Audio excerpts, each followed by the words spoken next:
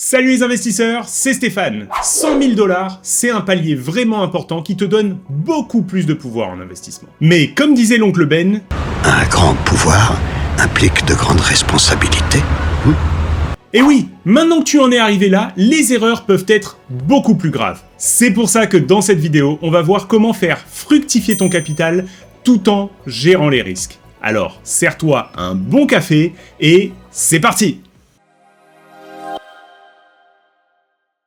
En 2016, je commençais à mieux gagner ma vie après mes études en 3D et j'avais accumulé mes premiers 10 000 $. Et là, boum, ma grand-mère se décide à préparer sa succession et me fait un super beau cadeau avec un don de 40 000 $. À l'époque, ça représentait quasiment mon salaire annuel, cette somme-là, et j'étais pas du tout préparé pour l'investir. Je me suis donc dit, le plus sûr, c'est de laisser ça sur un compte à la banque. Et ça, c'est la pire erreur que j'ai jamais faite. Pourquoi ? Parce que tout simplement à la banque, tu as la garantie de perdre petit à petit ton argent à cause de l'inflation. En fait, si tu avais 100 000 $ dans ton compte en 2005 et que tu n'y as pas touché, bah oui, tu as toujours 100 000 $ dans ton compte. Sauf que d'après les données de la Banque centrale du Canada, il te faut maintenant 153 000 $ pour te payer les mêmes choses aujourd'hui qu'avec tes 100 000 $ à l'époque. Ça, c'est 53% d'inflation sur 20 ans. Donc finalement, le plus gros risque que tu peux prendre avec ton patrimoine, c'est de le laisser dormir sans l'investir. Ouais, ok Steph, mais quand on investit, si on prend des mauvais investissements ou que le marché crache, on risque de tout perdre aussi. Oui, tu as totalement raison. Quand tu investis, tu dois prendre un risque. Et en gros, tu as le choix entre la certitude de perdre de l'argent petit à petit ou la possibilité de gagner de l'argent avec de très fortes probabilités de ton côté. En gros, ce qu'il faut bien comprendre à ce stade, c'est que tous les investissements ne présentent pas les mêmes risques. En finance, on parle justement toujours du couple risque-rendement. En général, plus un investissement propose de gros rendements et plus le risque associé est élevé. C'est un peu comme quand la banque fait un prêt hypothécaire. Entre le couple de 40 ans avec des revenus de 200 000 $ par an, employé depuis 10 ans dans la même entreprise et pas de dette, et le jeune professionnel célibataire qui fait 50 000 $ par an avec 30 000 $ de dette étudiante, qui va avoir droit au meilleur taux sur son prêt, à ton avis? Je suis sûr qu'intuitivement, tu as répondu le couple. Pourquoi ? Eh bien c'est simple, ils sont deux, ils sont bien établis, ils n'ont pas de dette, donc le risque qu'ils fassent défaut sur leur paiement est très faible, ce qui fait que pour la banque, le rendement est quasi garanti. Alors que le risque que le jeune pro fasse défaut est beaucoup plus élevé, ce qui fait que la banque demande un plus gros rendement pour accepter ce risque. Ok, je comprends le concept, mais si leur situation change et qu'ils font quand même défaut sur leur prêt, la banque va perdre de l'argent, non ? Alors oui, même le couple super safe peut traverser des circonstances exceptionnelles, perdre tous les deux leur emploi et faire défaut sur leur paiement. C'est pour ça que la banque se protège en détenant la maison en collatéral et en ne prêtant jamais tout son argent à une seule famille ou une seule entreprise. Et ça, c'est la deuxième clé à comprendre pour bien investir tes 100 000 $. Quand tu sépares ton capital sur plusieurs investissements, tu diminues le risque sur ton portefeuille. C'est ce qu'on appelle la diversification. Maintenant que tu as bien compris ces deux bases, on va pouvoir passer à la construction du portefeuille. Une image que j'aime bien utiliser pour ça, c'est l'échelle. Quand tu investis, tu gravis des niveaux, à la fois en termes de patrimoine, de connaissances et de diversification. Et tu vas voir qu'à 100 000 $, il y a déjà pas mal de niveaux qui s'ouvrent à toi. Le premier niveau, c'est le coussin de sécurité. Ici, on ne cherche pas à faire des profits. Le but, c'est simplement d'investir cet argent dans des marchés monétaires ou des CPG de court terme pour le protéger contre l'inflation sans prendre aucun risque. J'ai déjà fait une vidéo complète là-dessus et je te la mettrai en lien à la fin de cette vidéo. Ok, mais combien je dois mettre dans ce palier-là ? Eh bien ça, je te dirais que ça dépend un peu de ta situation. Si, comme moi, ta job est un peu instable, alors 6 à 8 mois de dépenses obligatoires, ça te donne une base assez solide. Sinon, en général, on conseille entre 3 et 8 mois de dépenses obligatoires comme coussin de sécurité. Maintenant, on en arrive au stade qui est vraiment excitant, c'est-à-dire le cœur du portefeuille, et on va retrouver des classes d'actifs qui sont vraiment très intéressantes. Pour la plupart des Canadiens, l'actif préféré, c'est l'immobilier. Et on peut pas leur donner tort, avec des rendements annuels historiques de 6,3% au Canada. Alors oui, j'anticipe un peu ta question, mais comment est-ce qu'on fait pour investir dans tout ça ? Et justement, on va continuer de voir ça à travers cette vidéo. Et pour te simplifier la vie, j'ai aussi créé un guide complet qui récapitule toutes les informations importantes qu'on voit ici et que tu vas pouvoir retrouver avec le lien en commentaire épinglé. Et pendant que tu vas le chercher, oublie pas d'aller exploser la face du bouton like. Donc pour investir en immobilier, tu as globalement 3 choix. La résidence principale, l'immobilier locatif et l'immobilier papier. J'ai volontairement pas mis les flips là-dedans parce que ça ressemble plus à un travail qu'à un investissement passif en portefeuille. Mais ça reste une avenue d'enrichissement très intéressante, surtout si tu as des connaissances dans ce domaine. On va commencer avec la résidence principale. C'est quoi les avantages ici ? Pour commencer, les gains réalisés sur la vente d'une résidence principale au Canada sont complètement libres d'impôts. En plus, tu vas profiter du style de vie qui te convient pendant tout le temps où tu détiens la propriété. Tu vas pouvoir apporter des améliorations et des rénovations à ce bien pour lui faire prendre de la valeur sur le marché immobilier et tu vas avoir accès à de l'emprunt contre l'équité que tu détiens dans ta maison à des taux préférentiels. Et enfin, le marché immobilier est un marché plutôt stable et peu stressant. Contrairement à la bourse, tu vas pas voir la valeur de ta maison varier au jour le jour et donc ce sera beaucoup plus facile de ne pas paniquer lors des baisses du marché. Par contre, il y a aussi des défauts. Déjà, l'argent qui est détenu dans ta propriété n'est pas disponible facilement en cas de besoin. En plus, ta performance est impactée par les frais que tu payes sur cet investissement, comme par exemple les taxes municipales, les rénovations que tu fais à l'intérieur ou encore les intérêts que tu payes sur ton prêt. De plus, il n'y a pas de possibilité de déduire ces frais de tes impôts, contrairement à d'autres types d'investissements. Puis, la seule source de revenus que tu as avec ce type de bien, c'est la plus-value à la revente. Tout est donc lié à la performance du marché immobilier dans le temps. Et tout ton risque est concentré en un seul bien. Alors, combien ça rapporte si tu investis tes 100 000 $ dans ta résidence principale ? Tu te sers de tes 100 000 $ pour une mise de fonds et tu achètes un condo de 500 000 $ à Montréal. On assume une croissance de 5% annuellement et tu empruntes 400 000 $ à 4%. Au final, après 10 ans, tu vends ton condo 814 447 $. Tu as payé 138 794 $ d'intérêt. Il reste 285 437 $ à rembourser sur le prêt. Tu as déboursé 106 007 $ entre les frais de condo, les rénaux, les taxes et les assurances. Au final, ton gain est de 184 209 $, soit 11% par an. Pas mal mieux que le 5% qu'on avait prévu. Et tout ça, c'est grâce à ce qu'on appelle l'effet de levier.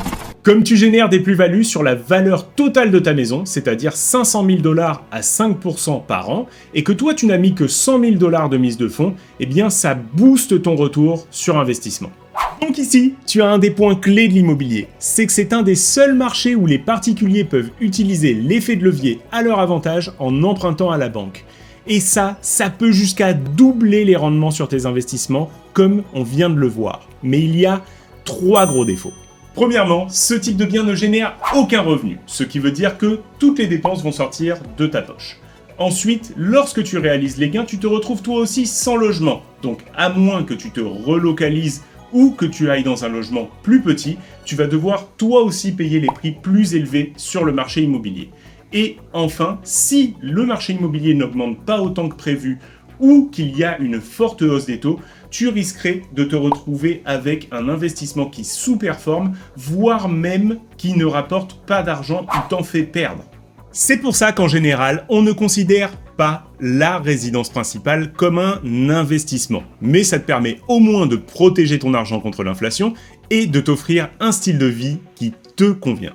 Alors maintenant, ça ressemblerait à quoi si on achète ce même condo pour le louer ? On va commencer par parler des avantages. Déjà, tu peux voir que toutes les dépenses qui sont liées à cet investissement sont déductibles d'impôts. Et oui, ça inclut même les intérêts que tu payes sur ton prêt. Donc ça va venir te donner de jolis retours d'impôts à la fin de l'année. En plus, le locataire paye pour une partie de l'hypothèque, voire même la totalité, selon la configuration de ton investissement. À terme, tu auras de jolis cash flow, ce qui va te permettre d'avoir d'autres sources de revenus. Et puis, ça reste le même marché immobilier, donc plutôt stable et peu stressant. Par contre, comme tout type d'investissement, il y a aussi des inconvénients. Déjà, tu vas devoir gérer le bien, ce qui inclut trouver des locataires, t'assurer que les loyers soient payés ou faire la comptabilité. En plus, il va falloir que tu gères les problèmes des locataires, puisque s'ils ont par exemple des punaises de lit ou que la toilette est bouchée, eh bien il va falloir que tu envoies des professionnels pour régler ça ou que tu t'en charges toi-même. Ensuite, le bien pourrait devenir plus illiquide puisqu'il y aura des locataires dedans, ce sera plus difficile de le vendre le jour où tu voudras le remettre sur le marché qu'une résidence principale. Et enfin, le risque reste concentré sur un seul actif avec des risques supplémentaires liés à la location, comme par exemple le fait que le bâtiment puisse rester vacant pendant un certain temps ou d'avoir un locataire qui ne paye pas le loyer, et ça demande du capital pour pouvoir absorber ces coûts. Alors maintenant, ça donne quoi au niveau des rendements? On va reprendre les mêmes chiffres que ce qu'on avait fait sur la résidence principale. Donc avec tes 100 000 $ de mise de fonds, tu achètes un condo de 500 000 $ à Montréal. On assume toujours une croissance de 5% et tu empruntes 400 000 $ à 4%. Tu loues le condo à 1 800 $ par mois avec une augmentation de 3% par an. Tu payes environ 616 $ par mois en frais et charges. Alors oui, avec ces chiffres, tu es complètement à perdre sur tes loyers et tu dois débourser 971 $ par mois. Donc la limite de cette stratégie, c'est que si le bien n'est pas rentable en partant, il faut être extrêmement solide financièrement et avoir un bon cash flow pour se le permettre. N'oublie pas que tu pourras déduire ces dépenses de tes impôts, ce qui va venir couvrir en partie les pertes. Au final, après 10 ans, tu vends ton condo 814 447 $.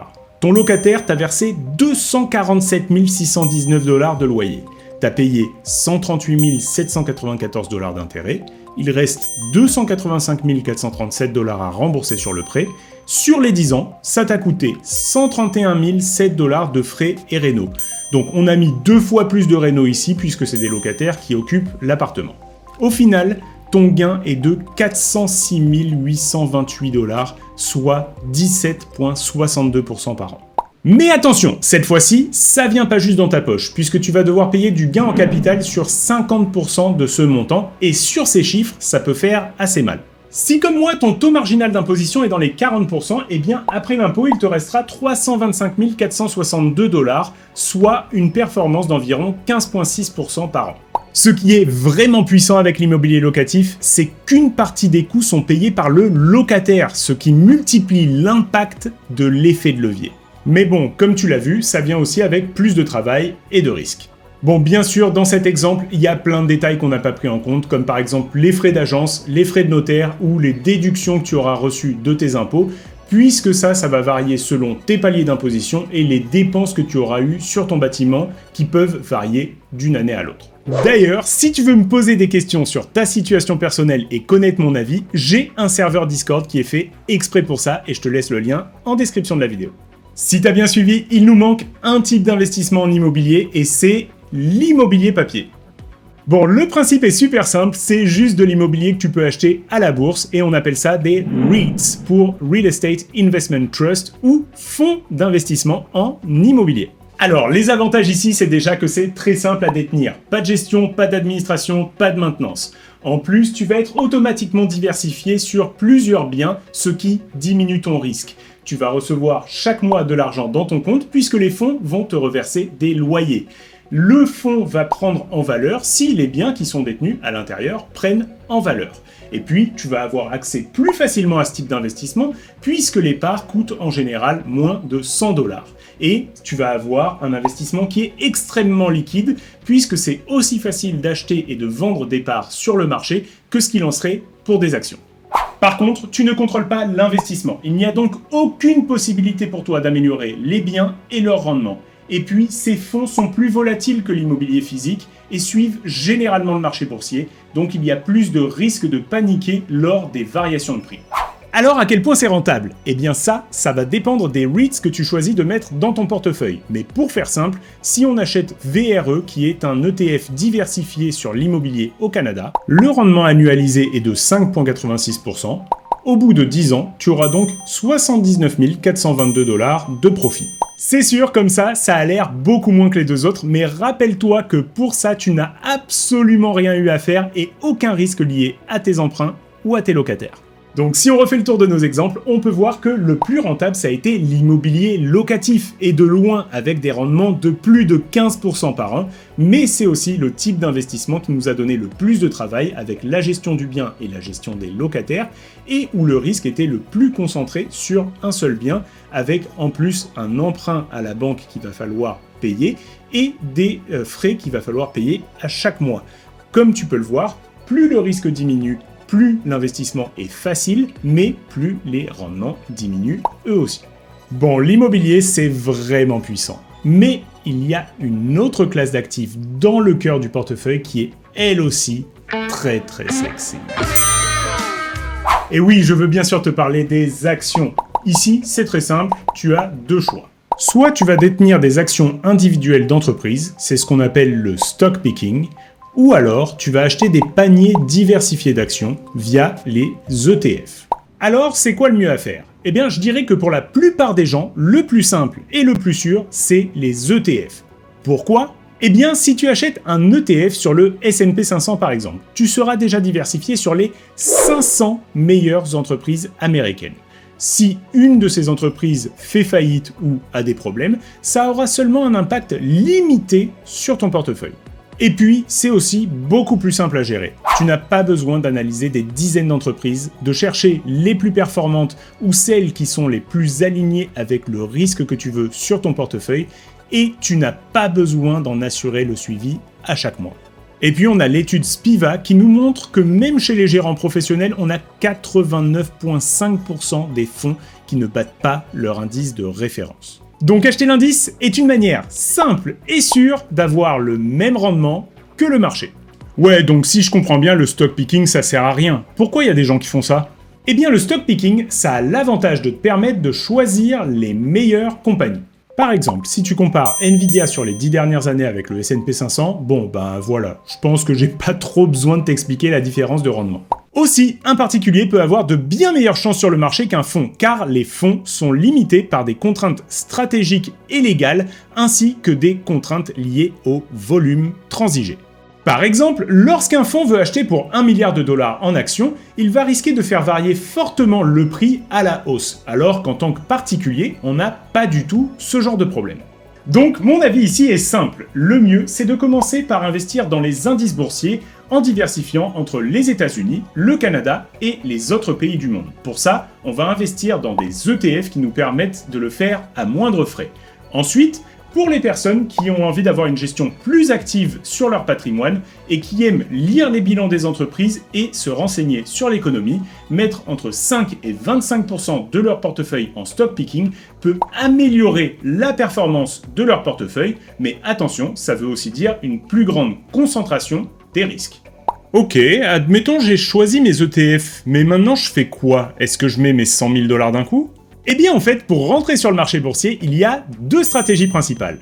Soit tu vas investir ton argent en une seule fois, c'est ce qu'on appelle le lump sum. D'après une étude de Vanguard, c'est 70% du temps la meilleure stratégie d'investissement, car tout ton argent commence à travailler tout de suite. Le défaut, c'est que si le marché crache juste après que tu aies investi, ça peut être très dur à supporter psychologiquement. Sinon, tu as le Dollar Cost Averaging ou DCA qui consiste à acheter chaque mois des actions.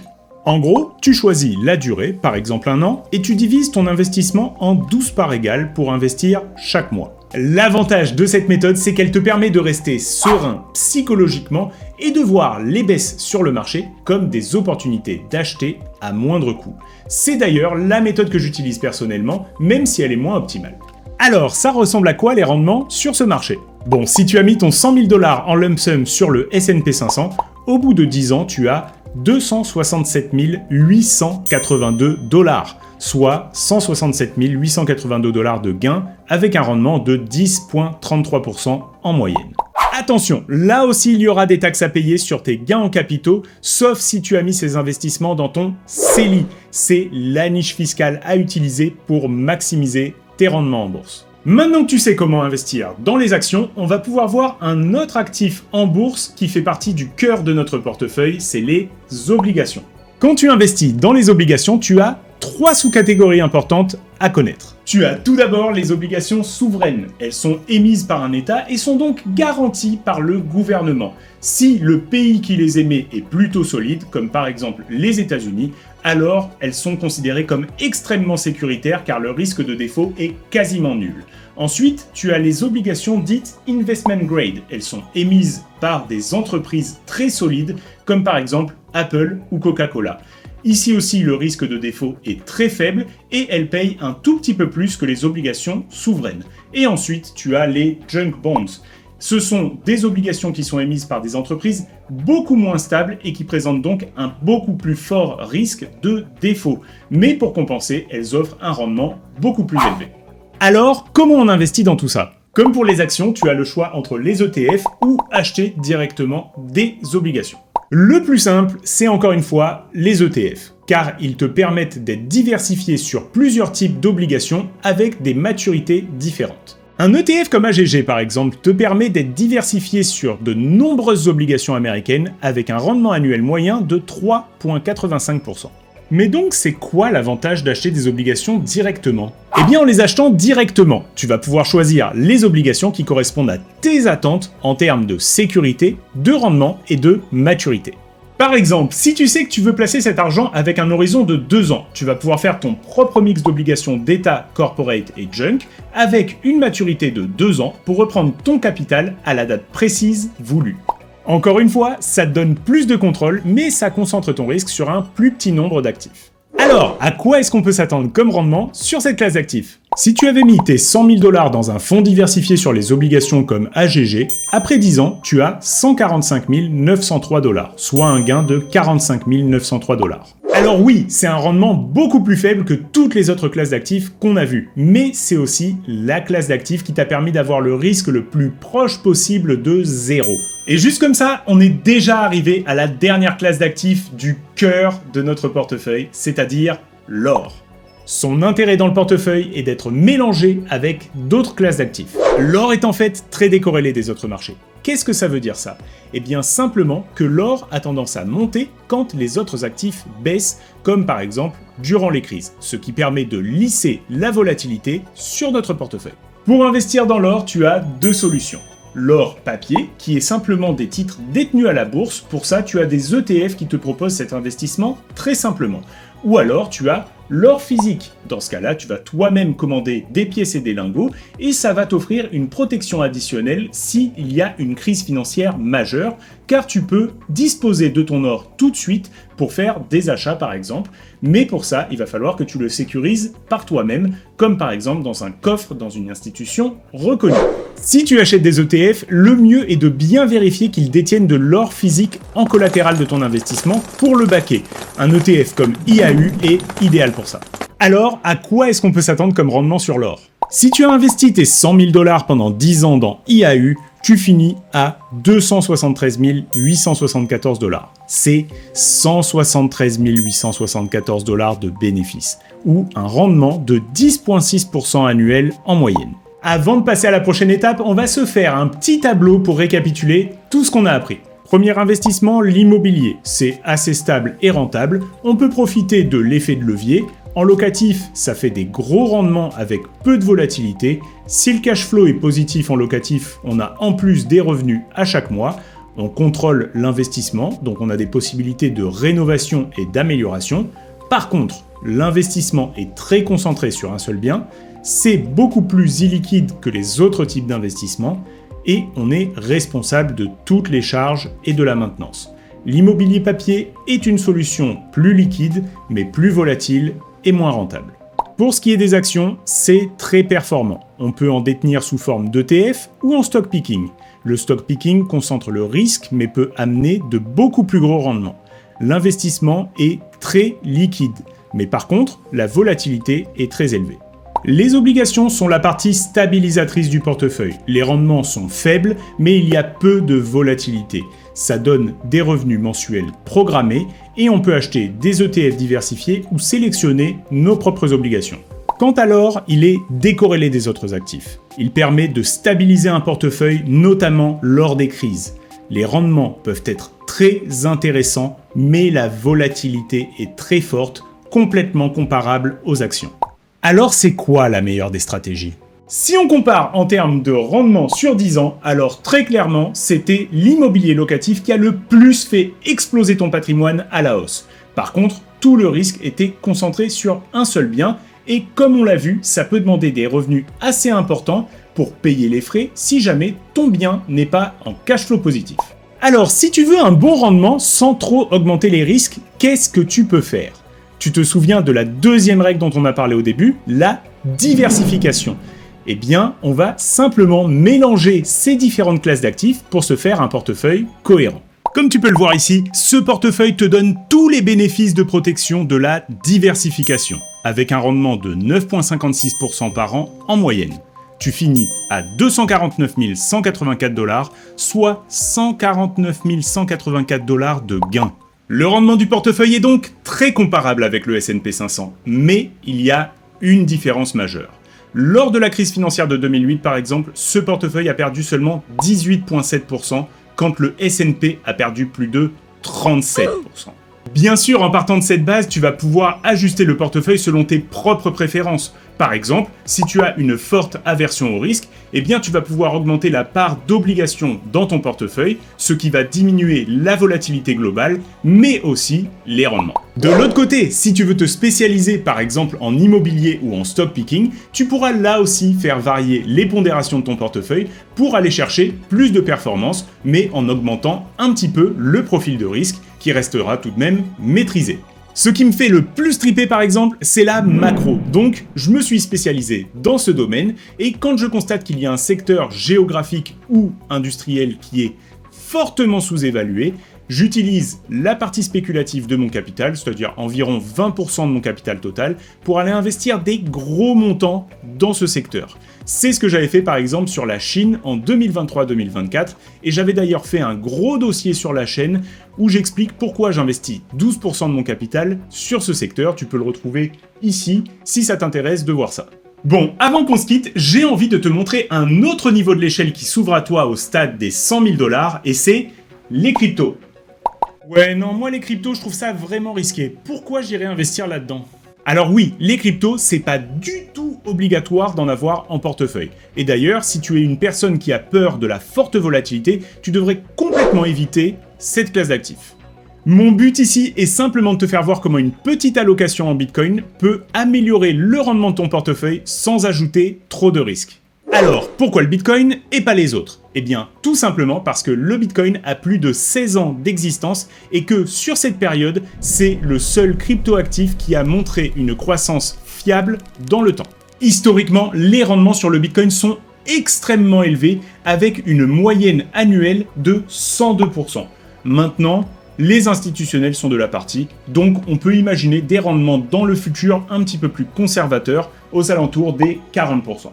Donc, ajouter 5% de Bitcoin à notre portefeuille, ça nous donne maintenant un rendement de 11,13%, soit 287 285 $ au bout de 10 ans, avec un bénéfice de 187 285 $. C'est 38 101 $ de plus que sans le Bitcoin, soit 25% d'argent de plus dans ta poche. Si on compare ce nouveau portefeuille à l'ancien et au S&P durant le bear market de 2022, on peut voir que le S&P a perdu 19,48%, le portefeuille sans Bitcoin 14,49% et le nouveau portefeuille 16,97%. Pour résumer, on a maintenant un rendement proche, voire même supérieur au marché des actions, tout en gardant un portefeuille diversifié avec un profil de risque beaucoup moins élevé que si on était 100% actions. Si t'es encore là dans la vidéo, bravo et merci de m'avoir suivi jusqu'au bout. Je suis sûr que tu vas devenir un investisseur gagnant. D'ailleurs, tu as vu, il reste encore des barreaux à notre échelle car à 100 000 $, tu es encore loin d'avoir terminé de développer ton patrimoine. Alors si tu veux que je fasse une vidéo sur les prochains paliers, écris-moi palier en commentaire. N'oublie pas de rejoindre le Discord pour venir poser toutes tes questions. Et si tu veux tout savoir sur les marchés monétaires, regarde la vidéo qui s'affiche sur ton écran à l'instant.